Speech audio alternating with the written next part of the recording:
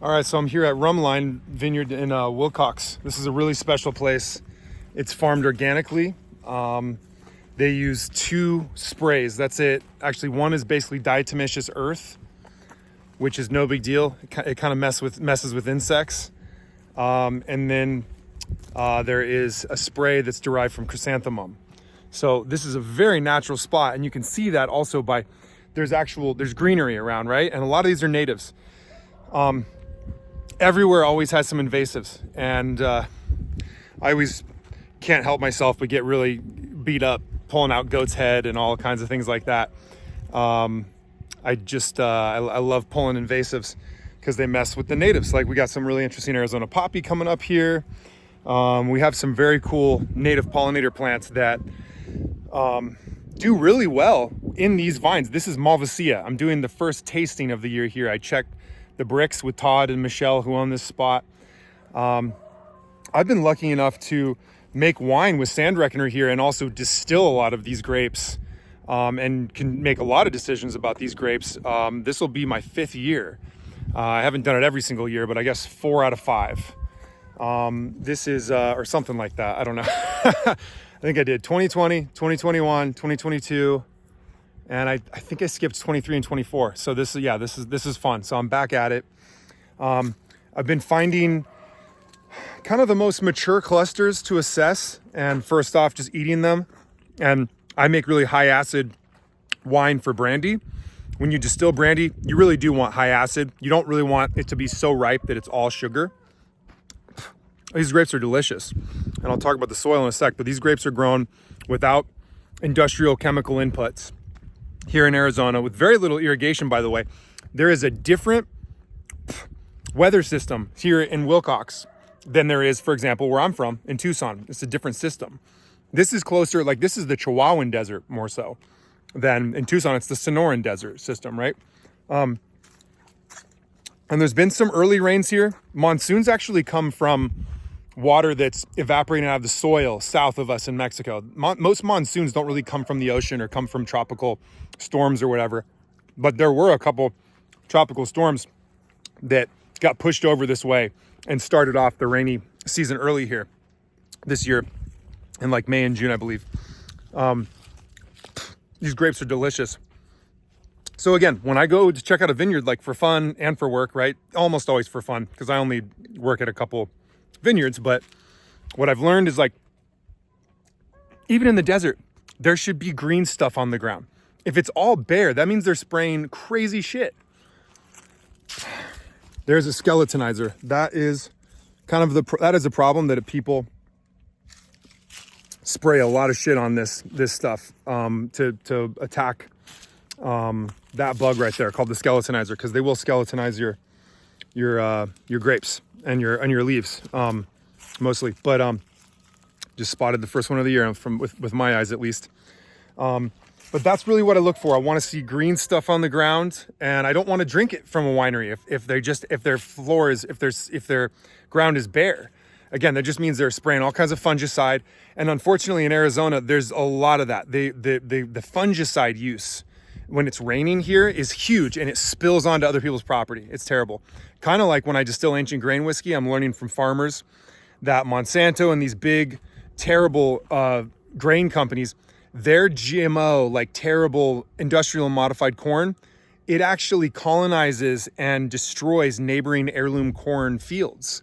So you have multi-generational Mexican farmers like around Douglas growing their own like heirloom corn, down the way you have Monsanto. That pollen is ruining their corn, and they can't do anything about it legally. So pay attention to your farmers. There's a lot of interesting things going on, and there's ways we can interact and support our farmers, and their resiliency is our resiliency. That's it. That's all there is to it. Oh my God, this Malvasia is so good. Have you had Malvasia? It's a floral grape. It's very floral. It tastes so good before a meal. I love this grape. I love this grape for us here in Arizona. It's so perfumey. It's so fun before like a spicy meal. I don't always drink it with food. I have it like before. And the brandy I'm making is an eau de vie style, or like a pisco style, where there's no oak, and it's very bright. It's very floral. And that will be released under Modern Ancient. I've been distilling that for a minute now. What's interesting about this property too, you can see those mountains right back there. This is an ancient seabed right here. This is what's called alluvial soil. Alluvial as in large bodies of water deposited a lot of nutrients, a lot of rich sediment here. Long time ago, millions of years ago.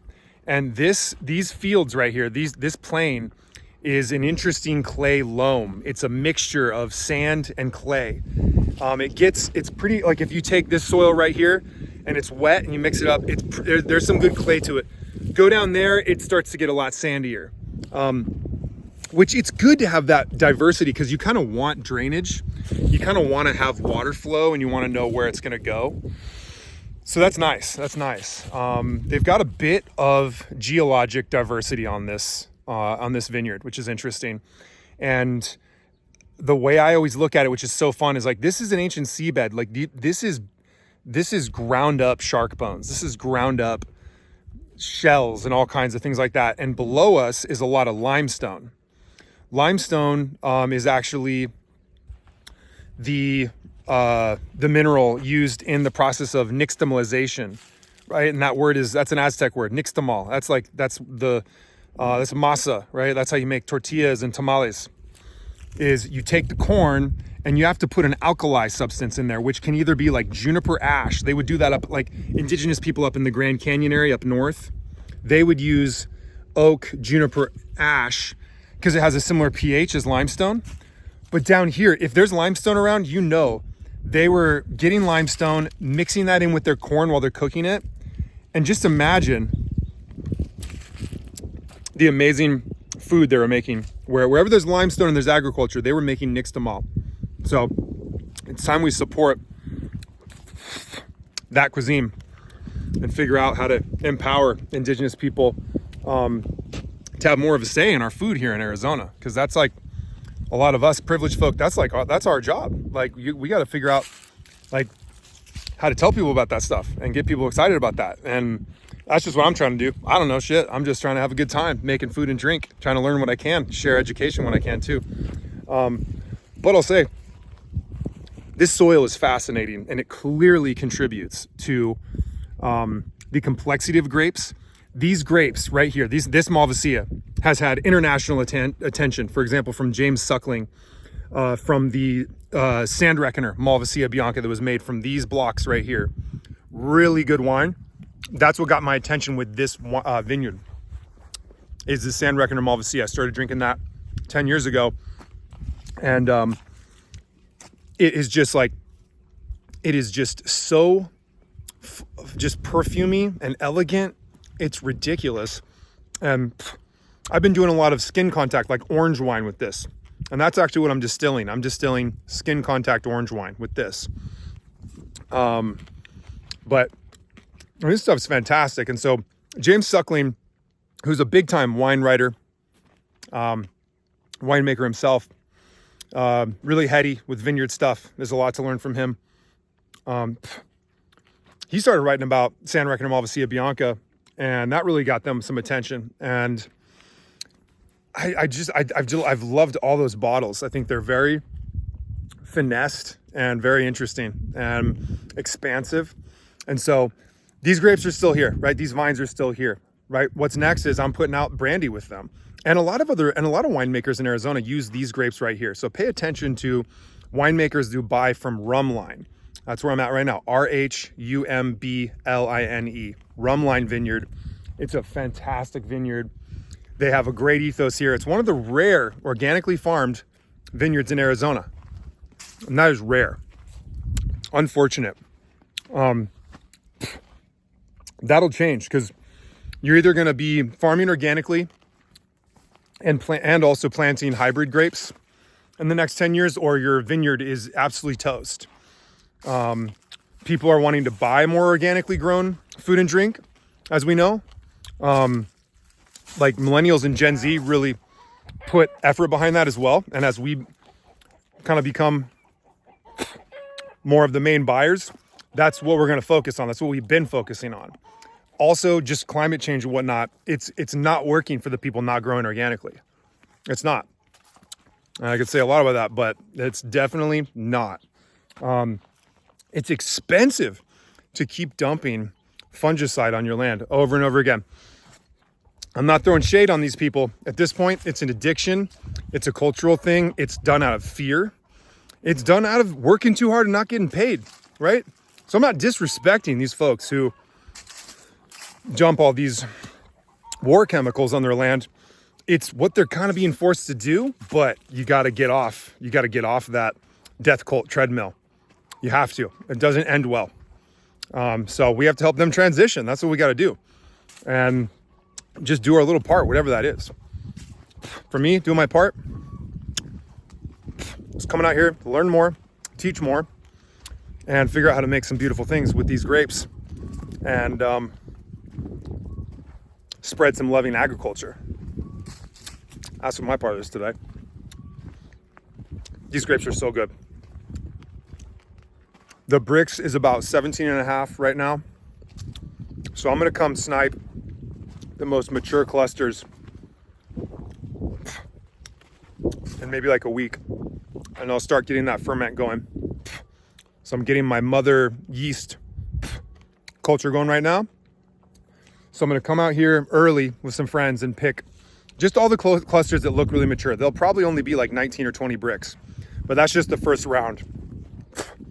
To kind of get things going and to start with something really acidic that'll be safe, because I'm not adding any chemicals at all. I'm not adding anything. This is naturally fermented, naturally, zero additive wine. So that's why you really want to have acid rather than a lot of sugar, right? If you let a grape get really ripe, you're going to make a 15% alcohol big wine, which is fine. But actually, it's harder to stabilize without acid, because often you're just trading acid for sugar. And so if you pull it earlier, when the sugar percentage is lower, there's more flavor, there's more finesse, there's more longevity to it, there's more preservation potential. And I'm an acid head. I want to drink acid. That's what I want. That's what a lot of people want. Acid's yummy. These grapes have good acid. Peace.